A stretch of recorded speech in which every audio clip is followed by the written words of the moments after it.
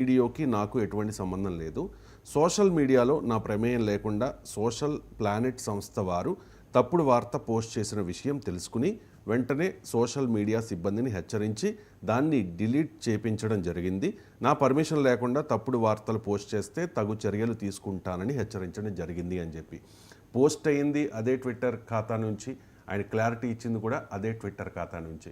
Varma permission లేకుండా వాళ్ళు post చేస్తారా అనే ప్రచారం కూడా జరుగుతుంది సార్. మీ కామెంట్? అది మనం ఎలా చెప్పగలం? ఆయన పర్మిషన్ ఇచ్చారో లేదో తెలియదు, ఆయన తెలిసే జరిగిందో తెలియకుండా జరిగిందో తెలియదు. కానీ ఒకటి మాత్రం నిజం, సహజంగానే ఎవరికైనా ఆవేదన ఉంటుంది.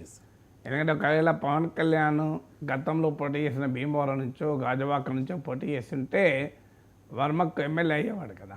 ఎందుకంటే ఆ సీట్లో గ్యారంటీగా గెలిచేవాడు. తెలుగుదేశం పార్టీ తరఫున బలమైన స్థానిక నాయకుడు. కానీ పవన్ కళ్యాణ్ పిఠాపురం రావడం వల్ల వర్మ ఎమ్మెల్యే కూడా కాలేకపోయాడు. సో బహుశా ఆయన ఎమ్మెల్సీ అన్న ఏదన్నా ఆశించి ఉంటారు, ఆయనకు అప్పుడు ప్రామిస్ కూడా చేసి ఉంటారు. ఏదో ఒక పొలిటికల్ అకామిడేషన్ అయితే చేయాలి కదా. కానీ అది కూడా జరగడం లేదు కదా.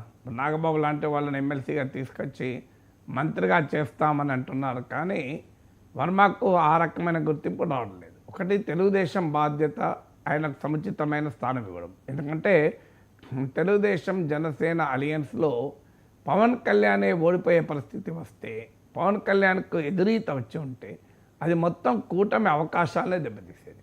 అందువల్ల వర్మ తోడ్పాటు అనేది అక్కడ ఈ టీడీపీ జనసేనల మధ్య ఆ రకమైన ఒక అనుమానాలకు ఆస్కారం లేకుండా చేసింది. పైగా పవన్ కళ్యాణ్ పైన కూడా బాధ్యత ఉంటుంది. తన కొరకు టీడీపీలో ఒకతను అవకాశం కోల్పోయాడు కనుక అతన్ని ఏదో రూపంలో రిహాబిలిటేట్ చేయించాల్సిన బాధ్యత కూడా పవన్ కళ్యాణ్ పైన ఉంటుంది. మరి కారణాలు ఏదో తెలియదు, కానీ అది జరగలేదు. జరగనప్పుడు ఆయన వ్యక్తిగతంగా ఆవేదన చెందడంలో ఆశ్చర్యమేమీ లేదు. ఇక లార్జర్ పొలిటికల్ అంశం కష్టపడితే సాధిస్తేనే ఆనందం ఉంటుందంటే అది నిజమే కదా. అది పవన్ కళ్యాణ్ ఉద్దేశించి అన్నాడు అంటే పవన్ కళ్యాణ్ కష్టపడకుండానే పిఠాపురం గెలిచాడా? పవన్ కళ్యాణ్ ప్రభావం ఏమీ లేకపోయినా కేవలం వర్మ వల్లనే పవన్ కళ్యాణ్ గెలిచాడని ఎవరైనా ఆరోగ్యత అది కూడా నిజం కాదు కదా. మరి అదే పవన్ కళ్యాణ్ పిఠాపురంలో వర్మ వల్ల గెలిస్తే మిగతా 20 సీట్లలో ఎవరి వల్ల గెలిచాడు? అక్కడ కూడా వర్మ లేరు కదా.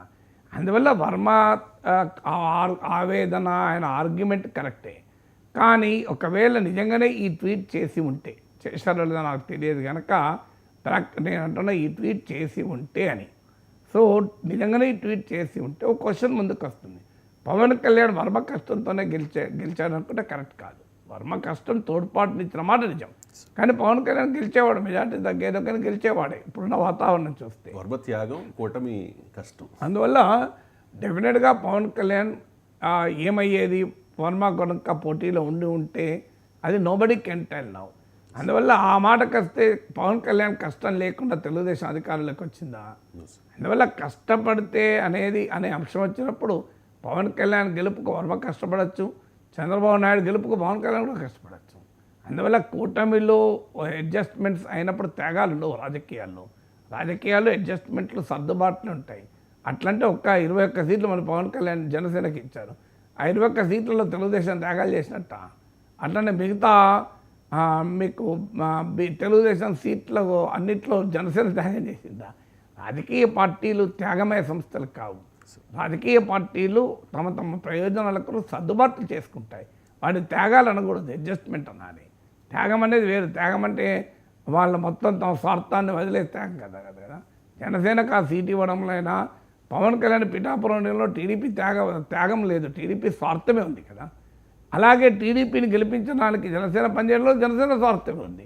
అది ఇద్దరికి ఉపయోగపడుతుందని కలిశారు. అందులో ఎవరు త్యాగం చేయలేదు. టీడీపీ కూడా జనసేన త్యాగం చేయలేదు, జనసేన కూడా టీడీపీ త్యాగం చేయలేదు. ఇద్దరు కలిసి సర్దుబాటు చేసుకున్నారు. త్యాగాలు ఉండవు రాజకీయాల్లో, సర్దుబాట్లే ఉంటాయి. Right sir. అండ్